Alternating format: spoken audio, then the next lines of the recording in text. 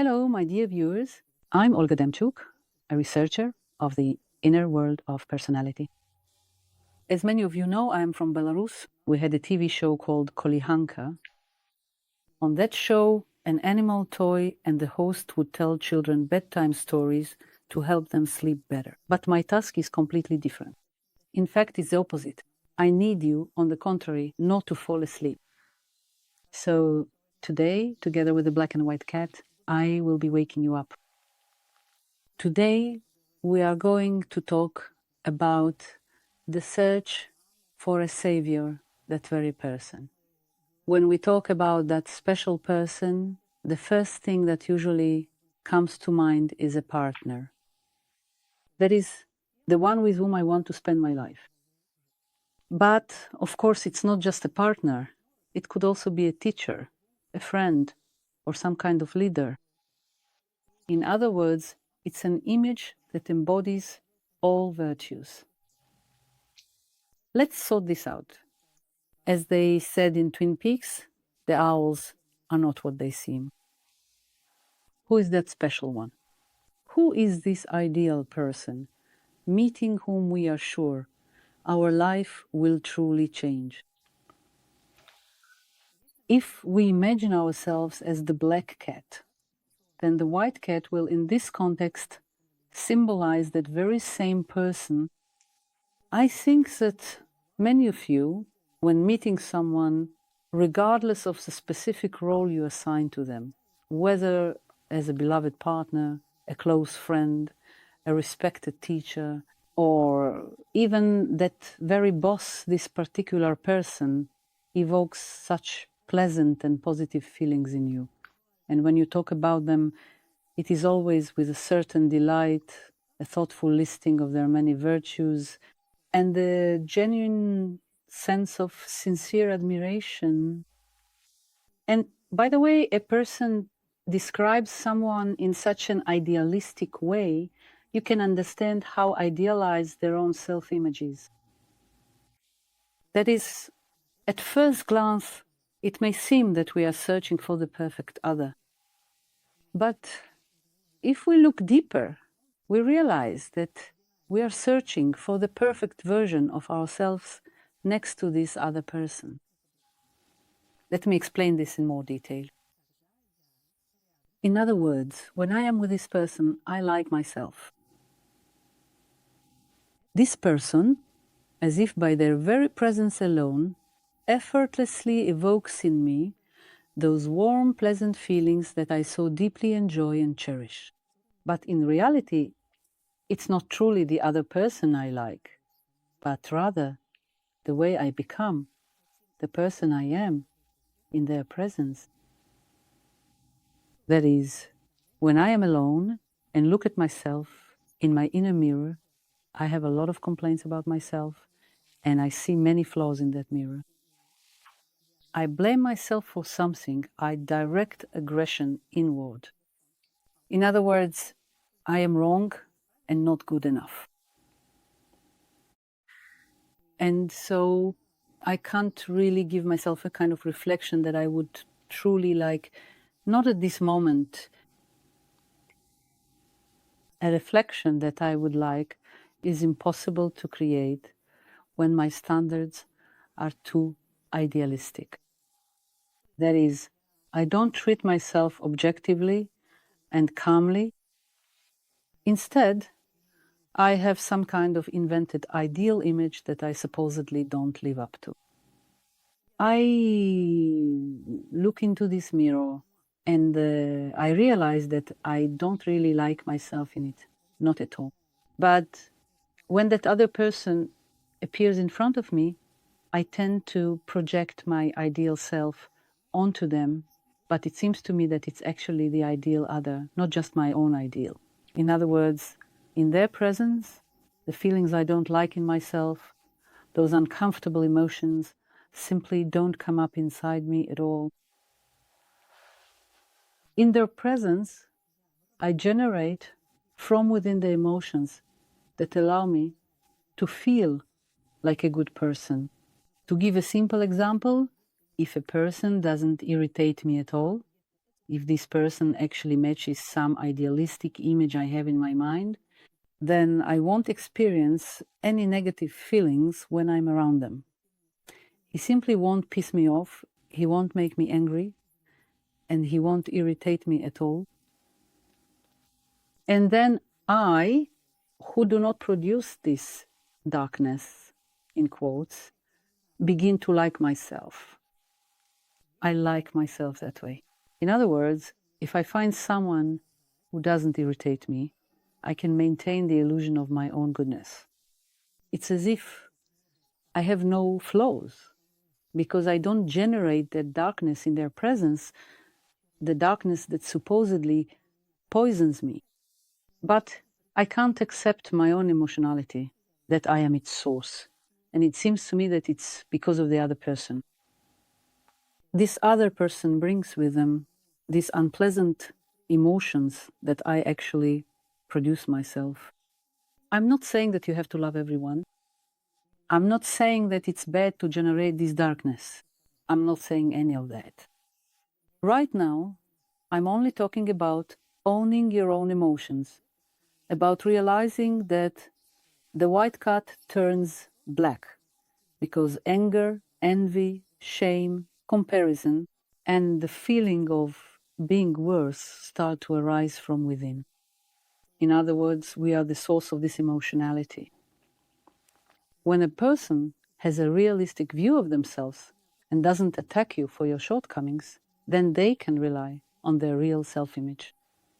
They understand what belongs to them, what belongs to others, what responsibility that is, and so on. But if they have formed an unrealistic self-image, then that image is invented, so it is unstable and will be completely dependent on how others treat me. In other words, I can't rely on my own feelings. I am completely dependent on the other person because I don't understand who I am.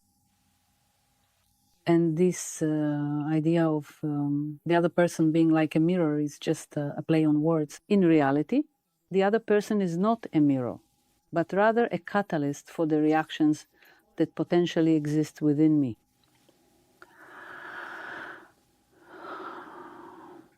So, let's sum it up. If I am a woman who is searching for the perfect man, it means I am a woman who is looking for someone next to whom she will stop producing negativity.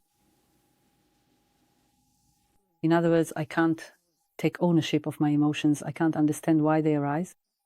I realize that for some reason, being alone is somehow easier for me, easier than being with a partner. Because nothing annoys me, but there is no partner next to whom I would stop producing this inner darkness. And then it feels like there are no worthy people, no one to live with. No matter who I'm with, I still produce this darkness. But in the moment of falling in love, when people want to impress each other, that's when I start to restrain myself. I start behaving in a humane, understanding way. I think many times before I say or do anything, and I like myself that way. I hold all of this back inside myself. And in those early stages, being so self-aware and attentive, I like myself. And the man also tries to make a good impression in the beginning. This is the best version of ourselves. The ones who become attentive to the other person, who restrain their impulses. But the problem is, the more acceptance there is of the other, the more it seems like there's an intensifying permission for permissiveness. And the beast that I was holding back inside slowly starts to wake up and gets permission to show itself. I start to get bolder.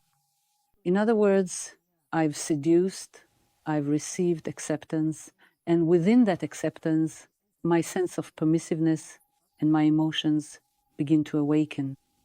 And I get the impression that the other person has changed, that it's as if he's not the same anymore. But in reality, it's me who has stopped holding myself back inside.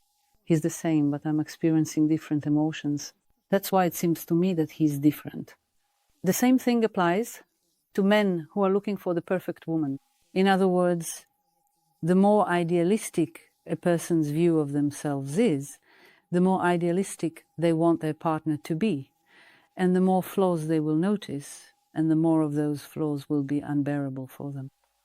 So, in fact, the other person starts to awaken the beast within me. I don't like myself this way, but it seems to me that all these things are happening because of him. The same thing happens when I'm looking for a teacher for myself. There's a person next to whom I feel smarter, kinder. That is, he behaves in such a way that it's as if I become a better person. But in reality, I'm not developing these kinds of feelings. Why do I feel smarter? Because he's more tolerant. He explains things, and I understand more. I don't explain things to myself so patiently. I attack myself, but he explains. That's why I seem better to myself. My identity changes.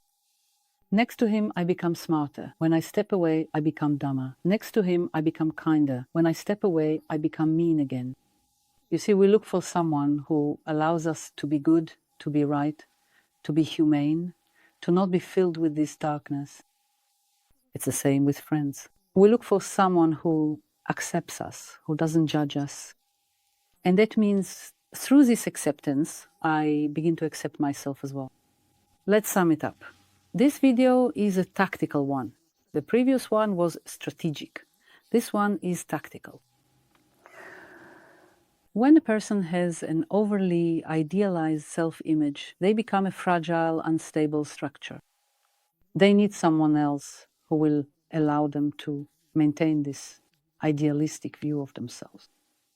And the number of people around whom I can maintain this idealistic self-image who don't awaken my inner beast either doesn't exist at all, or only exists at the very beginning when I'm making an effort, when I'm attentive, when I'm restraining my sense of entitlement in order to seduce, charm, or appeal to the other person.